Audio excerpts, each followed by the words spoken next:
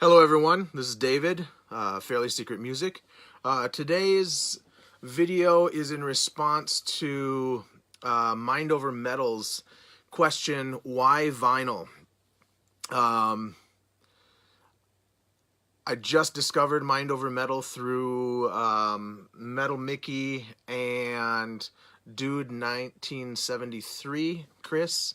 I know that Vinylizer has done one also. So I thought I would do a response. My answer is I don't do vinyl. I have on and off over the last 30 years, no, 30 plus years actually, because I started getting records on my own in 5th or 6th grade when Rat and Motley Crue were big, when their first albums came out. My first two records on vinyl were Kiss Dynasty and Queen the Game. So I was 8 years old. I think Queen came out in 1980.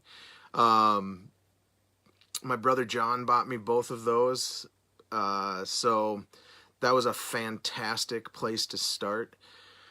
I got vinyl and I got some cassettes up through about 7th grade. I can't remember if I was getting records and cassettes or just records. So I remember having like Doc and Under Lock and Key and Keel, Rat, Motley Crue. And then around 7th or 8th grade, I started getting cassettes more. Around 88, around the time that Queensryche Operation Mindcrime came out, I got one of those goofy one-piece jobs where it was turntable on the top and then radio and then a cassette player, and then you could do a line in with a CD player eventually. I held out getting CDs until probably 1992 or 93 because I stayed with cassettes for a long time, which was great a few years ago because there are still a lot of people looking for metal cassettes. 80s metal and 90s metal on cassette. I made a couple $100 on stuff that I just had sitting around that I had doubles on because I had it on vinyl or not vinyl, CD and cassette. So I had Operation Mindcrime on vinyl, and around 1993 I started getting into bands like Naked City and Buckethead and stuff like that, which was really hard to find on vinyl and just as difficult to find on CD. And I believe that was around 93 that I first started getting into Naked City through Mr. Bungle. I did have Mr. Bungle's second album on vinyl. It came with a 7-inch that had an unreleased Secret Chiefs 3 song on it. I think I sold that about 10 years ago for about $85, and I paid maybe $5 at the record store I was working at. So you're wondering, what the hell is this Rare Bird CD doing up here? Well, this is why I don't do vinyl, because I was going to get into vinyl in 2013. I started getting just things that I saw that I'd never heard of that were hard to find on CD, but I could find them for a few dollars on vinyl. And the first band, I remember the Amazing Blondel. Madura I had on vinyl. I have 2 versions of that on vinyl. Because one came with a 6-panel poster. But I was doing a podcast and I did a segment on it called The Needle Drop, where we would go through and test or little samples from every song on vinyl, which worked great until I discovered this band, Rare Bird. This is the band that Marillion covered. Excuse me. They did the song Sympathy, but technically the best song on this is a song called Beautiful Scarlet. So when I was looking for this, I found a copy for $10, but it had a lot of snap, crackle, and pops on it. I don't even know how to clean vinyl, nor do I care to learn. It had a bunch of scratches on it, and I wanted a mint pristine one. And at this point, I had a working turntable.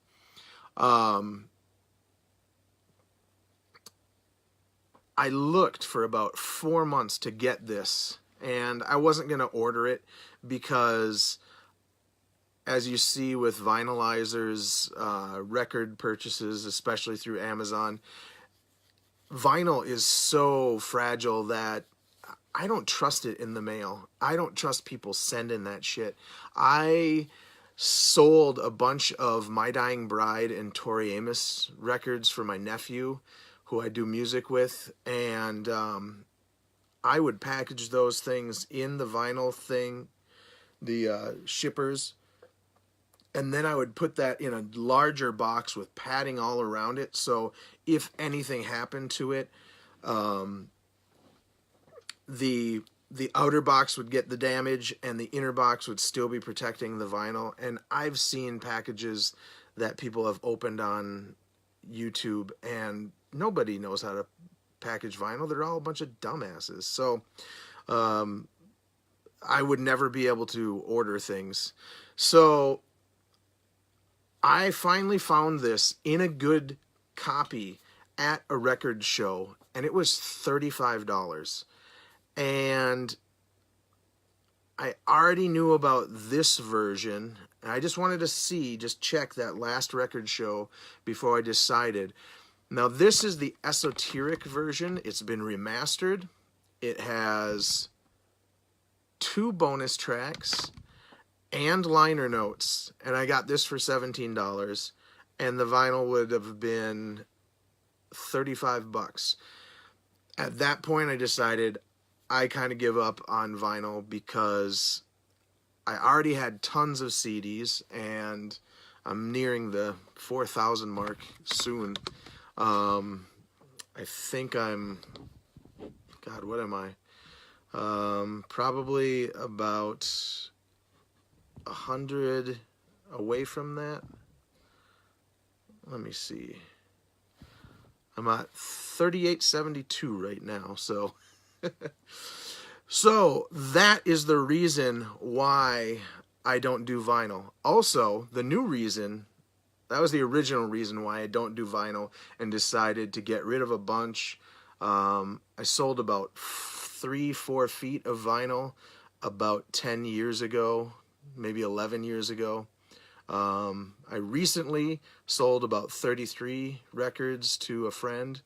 I made over $300, so that was pretty cool. It was a lot of metal. But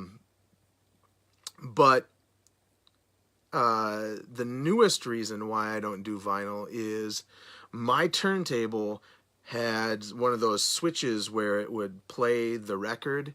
It would start on its own, and I didn't have a record on the turntable, and it got accidentally switched on, and the needle dropped right next to the platter, and the platter just spun and spun and spun, probably until the engine wore out. So it doesn't work. And then another friend gave me a Sony turntable that needs like a head shell, a cartridge, and something else, and that's like $80 or something like that, $60 that I could be, you know, when he gave it to me, I was full on that I was gonna get some records. I just haven't gotten around to it.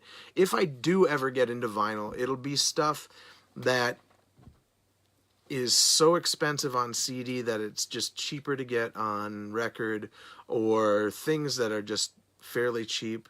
But I really don't think I'll ever switch or even dip my toe into vinyl again. I still do have some records. I have about 3-4 feet of records, but CDs for me is where it's at. I like the portability. I like the sound quality. There are certain things, like I have all the Vandergraaf Generator CDs, and they are remastered by Peter Hamill, and a lot of people said they're very harsh, which sometimes they can be. So sometimes I'll get older versions of CDs that weren't remastered or were mastered from, I don't know, the original source tapes in the 80s or whatever.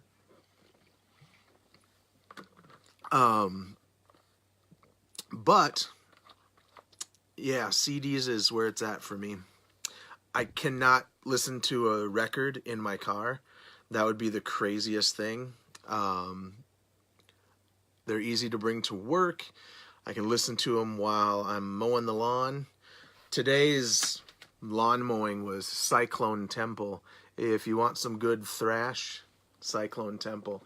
And honestly, if I was to have to have this on vinyl, let's see how much I would have to pay on average from Discogs. Let's just look. So the LP that came out in 1991 of Cyclone Temple. Here, I'll switch this now. On Discogs, the average price is $29.33, and most people are asking over $29 or over. So that's a good indication of why I would rather do CDs. Now that I've answered that question, we'll talk about some things that I got today. Let me put them in this order. So today I got Patrick O'Hearn's Trust. I hate this. The guy put an address label on his CD. What a moron. But oh well. I think I paid the next 4 CDs that you see, I paid a whopping total of $10.50 for. So this has never actually been put on vinyl. So this is the only way I can get it. Nonfiction. In the know. Last night I went to bed listening to Hades, and this has the album Resisting Success and If at First You Don't Succeed. This band had Al Tecchio on vocals. I'm pretty sure that's how you pronounce his name. But I had this on cassette, and or at least I had If You Don't Succeed, If at First You Don't Succeed. And then I found out about the band Watchtower, and he sang on Control and Resistance. Well, he is the same singer, and the guitarist from Hades is in this band Nonfiction. This also has never been released on vinyl. So I have been kind of putting off getting this, but last night listening to Hades like spurred my interest and made me super excited about getting this, which I have put off, and it is sat on an end cap at the CD shop that I went to.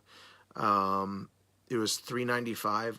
I think I've even seen it for like $2 and passed on it.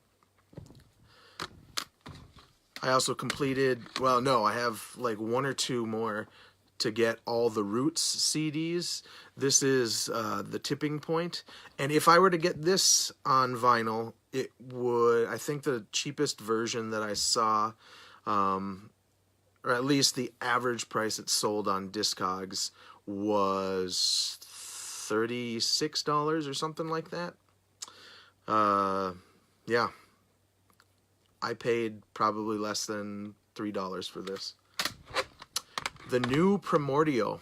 I wasn't going to get this if I had to buy it new, but I found it used, and I believe I paid $4.99 for it, $4.95. If I were to get this on vinyl, it would have been $31 is the cheapest that I've seen it. And while I was at the record store today, there's this kid with a Death t-shirt on, Death Leprosy t-shirt, and his friend, they started talking to me. They're probably in their 20s, maybe early 20s. They were super excited, especially the one kid with the Death shirt. He started talking to me about different kinds of music, and we started talking about the Death documentary and different versions of lineups from Death. Then I told him I saw them on the Symbolic tour with Nevermore opening up, and he said, "I don't mean any disrespect, but and then I won't swear, but he gave me the finger, and I was like, that's fine, you know. And then I told him how we were talking about different players, and it turns out he plays bass, and he mentions Cannibal Corpse, and I said, oh yeah, Cannibal Corpse, I saw them for a little bit. I went to see Cynic open up for them, and he was like, damn you. So finally I was able to get somebody to be jealous over shows that I saw. And the whole conversation started because I had this NASM t-shirt on, and they were curious as to what NASM was. NASM are the only grindcore band that I actually listen to. And I bet you their stuff costs way more on vinyl than it does on CD.